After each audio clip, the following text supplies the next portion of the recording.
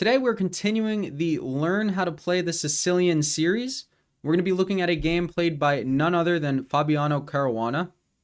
The spotlight isn't always showed on him, but he's an incredible chess player. If Magnus Carlsen didn't exist, Fabiano would be top dog for many, many years, I think. This game was played in 2007. He was born in 1992. I'm going to let you guys do the math on that. I'll explain why later in the video. He's 2550 FIDE. His opponent is Tibor Fogarassi, who's about 2480 FIDE. And Fabiano just crushes. And he uses the Kan, which is the opening we're explaining. So we're going to look at this game. He has a beautiful, magnificent, amazing tactical sequence that his opponent didn't let him play out, that we're going to get to, that ended the game prematurely. Everybody cracks in chess. You can only play so good for so many moves. So pawn a6, we have the Kan Sicilian. Intro out of the way, knight to c3. Remember, if they go bishop to d3, you go knight to f6 because it induces e5, which is a mistake because of queen a5, the fork picking up the pawn. However, that same fork does not exist when they go knight c3. So that's why knight f6 is a mistake, because then they go e5. Big difference. Chess is a system of moving parts. You move one part a different way, the whole system is different. So queen to c7. It's a good queen. Stops the bishop from coming to f4. Stops the pawn from coming to e5. Aims at the rook, or rather the king, on h2 after castling. Sometimes they go bishop e3 and you apply pressure on c4. Guards the bishop on b7 if their queen comes to f3. I mean, queen c7 is multi-purpose move. Common in many Sicilians. I'm explaining the Kan way of playing it. There's also a way to play the Kan with queen b8, b5, b4. That's how Pragdananda plays it. Probably my favorite player from India in modern day. Bishop to d3, knight, actually definitely is. Bishop to d3, knight to f6, castles. By the way, guys, I don't know if you could tell, but I have a camera that I'm borrowing because I went on an unexpected trip. Left my camera there, broke my laptop, had to get a new laptop, set up OBS. So I hope the mic quality is good. And let me know if the background looks less professional than I had it done before, and I'll fix it. I'm not good at making things look good. I'm actually quite bad at it. So let me know what I did wrong, and then I'll know where to fix it, right? It's like asking a geared question to a geared topic, then you learn it. So whatever's wrong with this setup, as I'm sure something is, comment down below. Welcome back.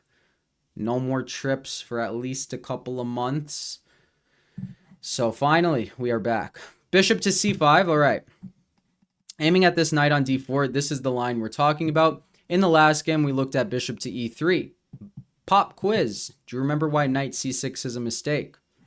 Knight c6 is a mistake because of the move knight takes e6, winning a pawn or a bishop. Okay, you could go knight db5, sure. Knight takes e6 is just easy, cool, calm, collected. But yeah, with the knight on c3, why not?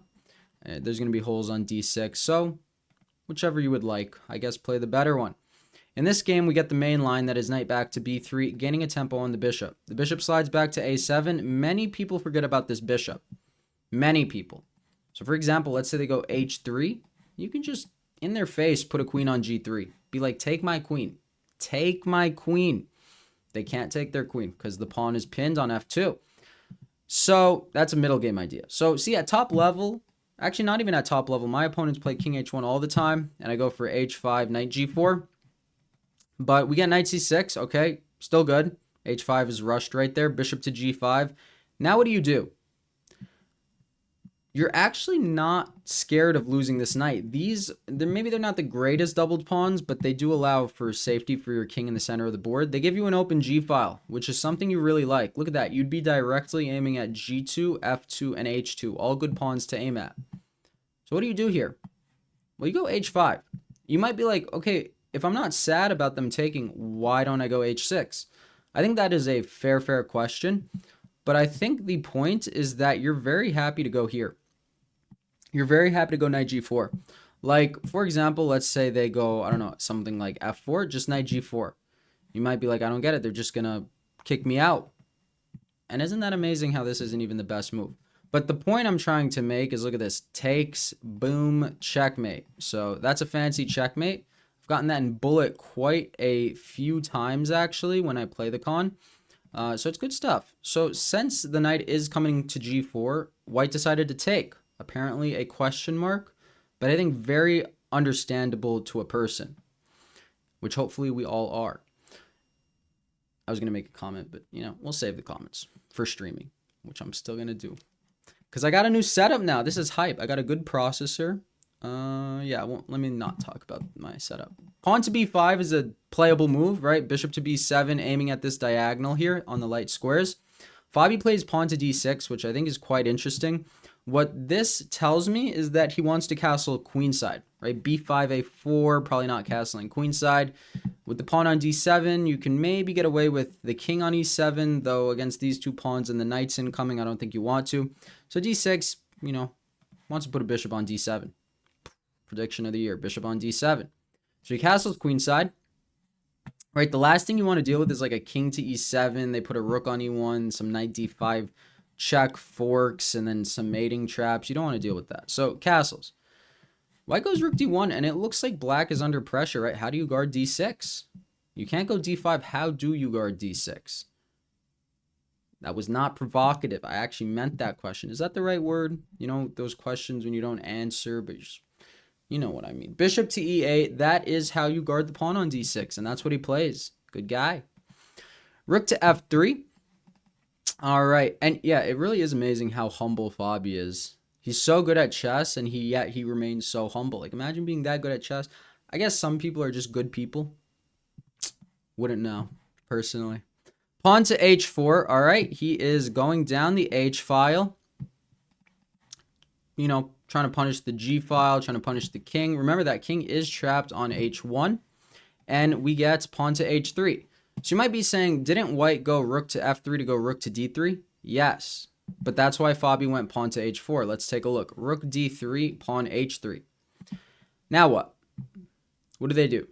Well, if they take with the pawn, you just go d5. You might be like, I don't get it. What's happening? Fair question. But knight to b4 is happening. And once you get rid of that d-pawn, that king might get checkmated in the middle game with just two bishops. Looks quite scary. Looks quite good. Is quite good. Okay, what if they take? Look at this. Pawn takes, right? King is forced to take. You could throw in a check. And where does the king go? Where does the king go? Let's say it goes to h1. Look at this. Boom, boom, boom, boom. Checkmate. So a lot of threats over there that had to be dealt with. And that is why he did not allow Fabi to play h3. He played h3 himself. We got rook to g8, claiming the semi-open file. Queen e1, he's like, okay, I want this pawn over here on h4. I think that's fair. And look at this move. Knight e7. I mean, that is a classy move. Fabi is recognizing it does not so much matter if he takes the h4 pawn. In fact, that just makes white's king weaker. Then you're going to strike with f5, and all of a sudden you're getting in. And look at the dark squared holes white has to deal with. It's not such an easy position to play. And regardless, like you're going to take and go knight f5 and just get in. So, and white can't just open up the whole board like this. So, yeah, that's a cool move. So white goes f5 himself. I think that's understandable. What's the best move here? Fabi doesn't play it. And I was actually proud of my student because I showed him this game and he did find the idea. So that always makes a teacher, you know, proud. Pawn to d5 is the move. Why? Look at this. It just opens the board. It just opens the whole board and you're very hyped with that. Okay, probably knight f5 is most natural. And you're just getting in. You opened up the whole king side. So d5 is an amazing try. Fabi plays bishop to c6. This allows for equality from white. So he finds the best move, knight to d4. What do? He takes the knight. He's like, okay, I want to save my light squared bishop, my dark squared bishop. I don't see so much a point in saving it, so he takes it. Then he finds d5. We get takes. What should white do here? White has to take. He has to take and play this position where he's actually up a pawn, but black for sure has full compensation on this king on h1. Right, his best move is actually to sack, so that's incredibly difficult. But it was equal. It was equal until he went rook to c4, and I want you guys to find the win here. Pause the video, find the win. Did you find it? Let's see. Rook takes g2 is a brilliant way to put the game away. Completely detaching everything, destabilizing everything on this diagonal. What's the point? King takes g2. Did you find the follow-up? Knight to e3 is insane. The point is you're forking them. And you're pinning them, so they can't even take your knight. So, you know, they're going to move their king somewhere. You're going to take this guy. And they can't even move their rook because you're getting in over here and it'll be checkmate. So they have to take your bishop, and then you're still getting in over here. And then you can take the rook whenever you want, and they're in a mating box.